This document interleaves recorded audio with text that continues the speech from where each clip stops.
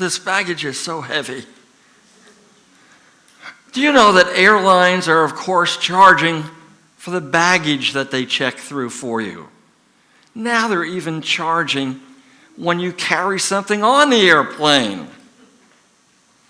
The jobs that I've had in the past, I've had to travel for miles and miles. One thing I remember was when I went to the 1960 Olympic Games in Rome. I carried 3 suitcases and my carry-on, my little briefcase. You wouldn't believe how I sweated during the time that I went to 6 different countries carrying all that baggage.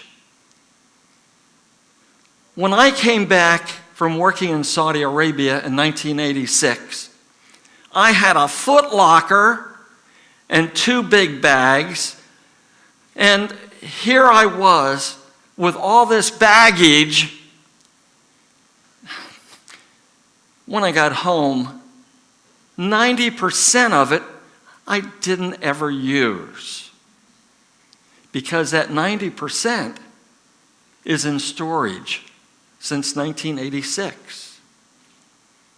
Storage, paying $150 a month for that baggage, that heavy stuff that I was carrying around.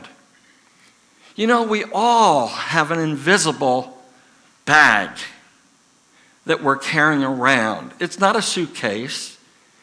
It's the invisible things that we carry around, the ideas that we'll never use, the habits that we have.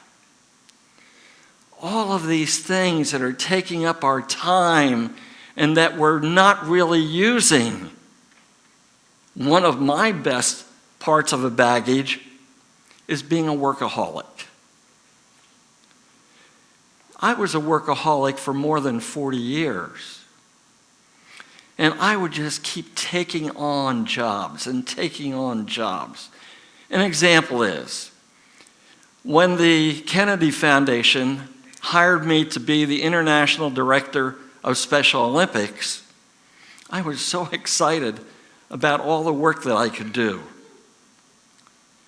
And I had the real great experience of working with one of the top leaders in the world by the name of Sargent Shriver. Sarge called me about 3 weeks after I got there to the Kennedy Foundation and was working on all these big projects that I had.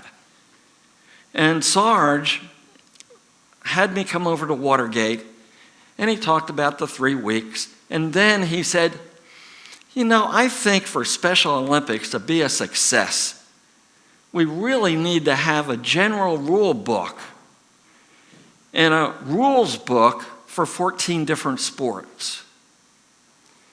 And he's the type of person that when he talks to you about something, he's selling all the time. And so he said to me, would you do this, John? And I said, sure. Well, I had my regular job.